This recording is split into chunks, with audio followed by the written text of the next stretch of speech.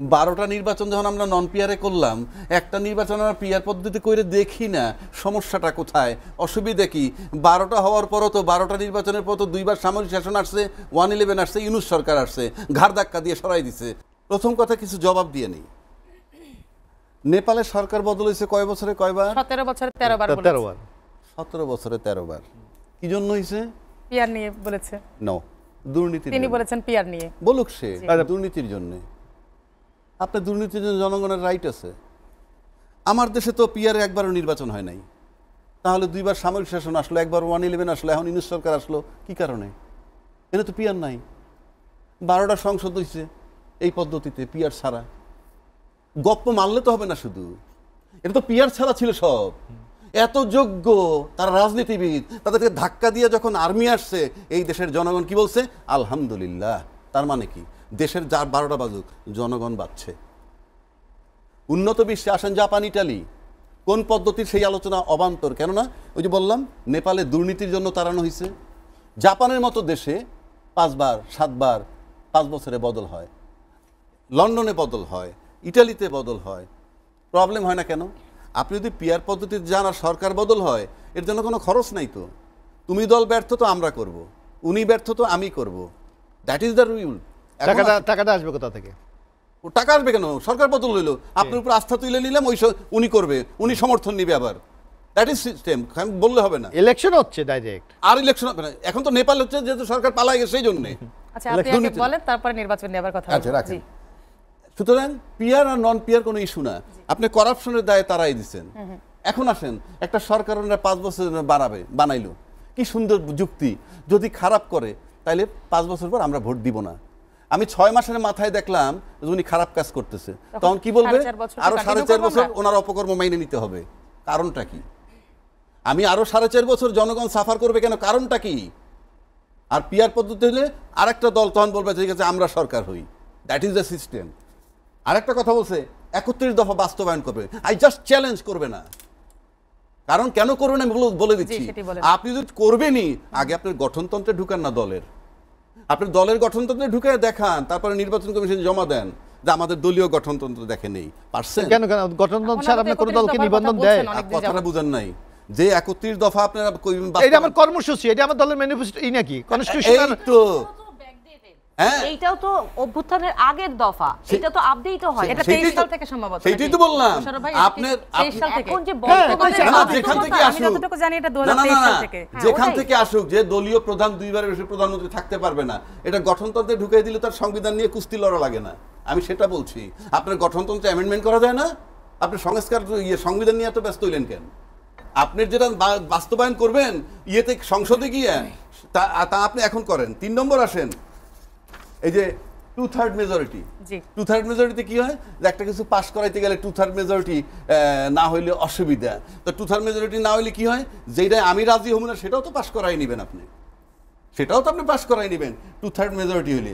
এখন আসতে পারেন সংসদীয় সংস্কার যদি হয়। বাংলাদেশে কিন্তু এখন পর্যন্ত কোনো সংস্কার হয় নাই, এটি গল্প। আমি লিখে দিচ্ছি, আমি ছোট মুখে চ্যালেঞ্জ করতেছি, বাংলাদেশের জুলাই সনদ বাস্তবায়ন হবে না। কেন হবে না? হবে না, কারণ আপনি সংসদ হওয়ার 2 বছর পরে করবেন। তার মানে সংসদ হওয়ার পরে 2 বছরের কোনো কথা চলবে না।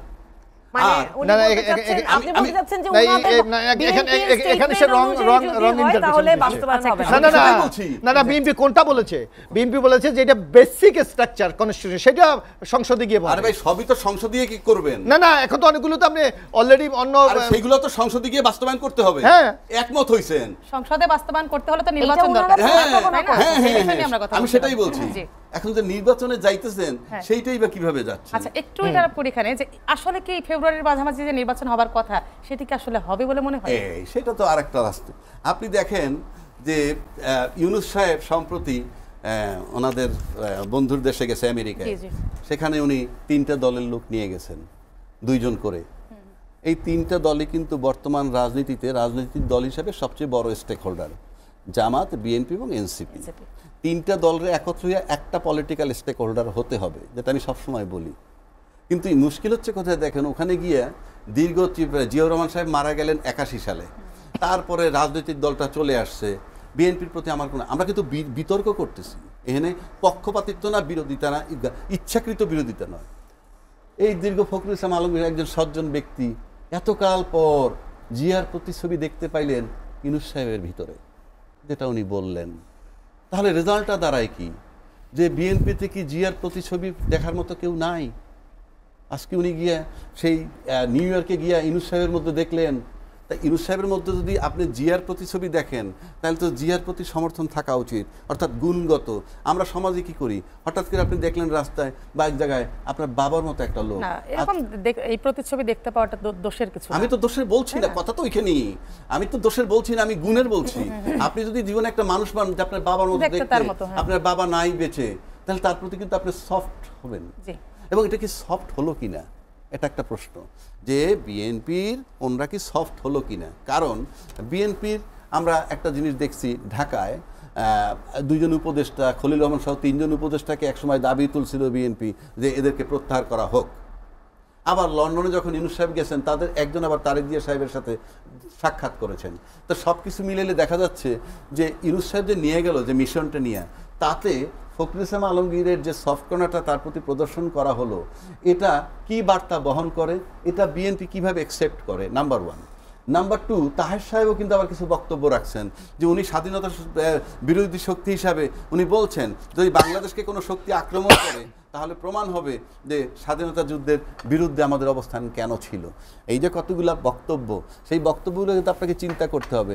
এখন সর্বোপরি কথা হইল, এই 3টা দল যদি একত্র একটা স্টেক হোল্ডার না হয়, আর এরকম টার্মোয়েল সিচুয়েশনে যদি আমাদের সামরিক বাহিনী একটা স্টেক হোল্ডার, সে এবং ইউনূস সরকার নিজে একটা স্টেক হোল্ডার, এই 3টা স্টেক হোল্ডার যদি একত্র না হয়, ঐক্যমত্যে না আসতে পারে নির্বাচন ইস্যুতে, আপনি মোটামুটি নির্বাচন অনিশ্চিত হতে যাচ্ছে বলে আমার কাছে মনে হয়। শক্তিশালী বিরোধী দল কি বিএনপি বানাবে? এই কথাটাতে আওয়ামী লীগের কথার মিল আছে, বলছিল নির্বাচন দিছি, কেউ দল যদি নির্বাচন না আসে আমার কি করার আছে। বিষয়টা এরকম হয়েছে জবাবটা, এটা আমি আশা করি নাই। কারণ ভালো গণতন্ত্র যিনি বিশ্বাসী, তাকে ভালো আমি বলি না, ভালো গণতন্ত্র চাইলে ভালো বিরোধী দল দরকার, শক্ত বিরোধী দল দরকার। আমাদের তত্ত্বাবধায়ক সরকার যখন প্রথম দাবি উঠছিল কেউ মানে নাই, পরে দেখছেন ফলাফল ভালো। 12টা নির্বাচন যখন আমরা নন পিয়ারে করলাম, একটা নির্বাচন আমরা পিয়ার পদ্ধতি করে দেখি না সমস্যাটা কোথায়, অসুবিধা কি। 12টা হওয়ার পরও তো 12টা নির্বাচনের পর তো 2বার সামরিক শাসন আসছে, 111 আসছে, ইউনূস সরকার আসছে, ঘাড় ধাক্কা দিয়ে সরাই দিছে। সুতরাং আমরা একবার পিয়ার দেখি, পিয়ারে যদি দেখি কোনো সন্দেহ নেই একটা শক্ত বিরোধী, শক্ত বিরোধী দল আসবে, এবং এই শক্ত বিরোধী দল আসলে সংসদের নিয়ন্ত্রণের মাধ্যমে বাংলাদেশের সব সংস্কার করা যাবে।